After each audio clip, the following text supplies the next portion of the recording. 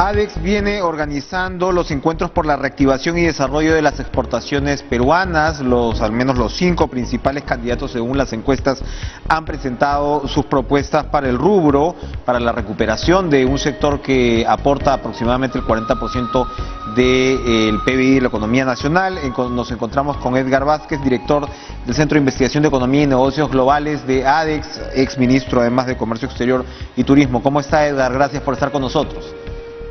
Buenas noches, Enrique, y un gusto verte nuevamente ahora a la distancia y por supuesto conversar contigo sobre estos temas. Gracias a usted por estar con nosotros. Bueno, entrando al grano, tenemos ya las propuestas de los candidatos y ustedes lo que han hecho es una suerte de análisis interesante, una suerte de semáforo con verde para las propuestas en positivo, ¿no? El amarillo como una especie de incertidumbre o de signo de interrogación, y un rojo sí para poner sobre la mesa lo que ustedes consideran que es peligroso.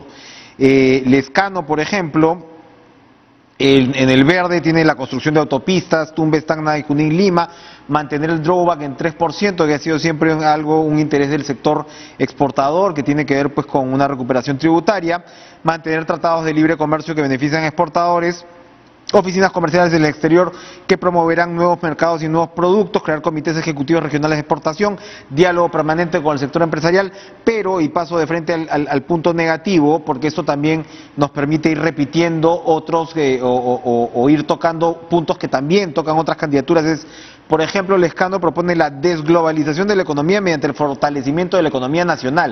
Eso parece ser una constante en varias candidaturas de izquierda. Bueno, apoya una nueva ley agraria, que también les preocupa por el lado de Verónica Mendoza, y una línea aérea de bandera para destinos no atendidos.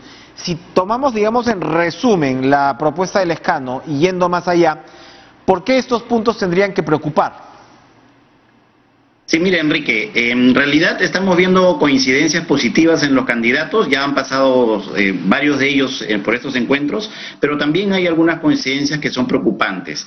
Esto es un escenario en el que nos encontramos muy complejo, que necesitamos priorizar el uso de los escasos recursos que en estos momentos tenemos para el control de la salud y la recuperación económica, y creemos que volver a experimentos que en el Perú ya han demostrado con bastante claridad que no han sido beneficiosos y que más bien ponen en riesgo los escasos recursos con los que en este momento tenemos para atender esta pandemia y recuperación, en crear nuevas empresas o en algunos casos en insistir con modelos como, no sé, un banco agrario que a todas luces no ha sido eficiente para ni resolver los problemas del agro ni en la transparencia del uso de recursos. Es decir, utilizar los recursos públicos para este tipo de aventuras obviamente es preocupante desde una perspectiva de la mejor utilización y eficiencia de los recursos.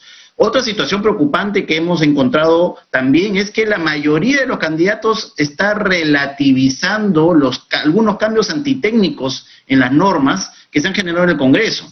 El ejemplo es lo de la ley de promoción agraria, que fue derogada y que ahora hay una nueva versión que necesita reglamentarse. La mayoría lo relativiza porque es un hecho una situación muy compleja y que, por supuesto, dependiendo de las respuestas que puedan dar, puede restarles votos. Entonces están pensando mucho ante la cercanía de tantos candidatos en su posición de cómo se expresan frente a ciertas posiciones, a pesar que pueden tener conocimiento a través de sus equipos técnicos que han sido modificaciones antitécnicas. Otras preocupaciones que tenemos... Hay uno, perdón, sí, ahí que se repite también, que es la fusión del Ministerio de Comercio Exterior y Turismo con Relaciones Exteriores, precisamente con el de Comercio, ¿no? Con el Ministerio de Relaciones Exteriores, sí, es lo que propone Forsyth. Además, el tema de las salvaguardias e importaciones para proteger industrias. De hecho, se está discutiendo el tema de las salvaguardias en el Congreso, ahora mismo. Ahora, son temas complejos, más allá de la función de ministerios, que ahorita me lo comentas, pero por ejemplo, el de las salvaguardias, ahora mismo la industria textil está reiterando que se instalen estas salvaguardias para combatir lo que ellos consideran la competencia desleal con China, pero el Ejecutivo ha dicho que no. Yo creo que acá han habido varias cosas que se pudieron hacer mejor. Primero, que Indecopi, lamentablemente el informe del Indecopi no es claro, contundente y adolece de varias fallas. Entonces ahí hay un elemento que no le ha permitido, seguro, al Ejecutivo analizar favorablemente la propuesta. Si el Ejecutivo recibe un informe débil en sus argumentos, obviamente, por más que es evidente que la industria está afectada por distintas razones, pero que el informe que sustenta una medida no contiene los elementos de la justificación, obviamente aceptar ese informe nos pone en una situación de riesgo frente al escenario internacional, la Organización Mundial de Comercio, nuestros socios bilaterales ante los TLCs. Aquí lo que hay que hacer es pedirle al INDECOPI, recuerde que el proceso todavía está abierto, el INDECOPI va a continuar con el proceso de investigación y va a emitir un informe final. Tiene que hacer todos los correctivos del caso y si se evidencian las condiciones que se tienen que dar, que es decir, que hay un incremento súbito de las importaciones, lo cual es evidente que hay un daño a la industria, eso tiene que demostrarse, y que hay relación causal entre ese incremento súbito y el daño a la industria, se tiene que imponer una salvaguarda.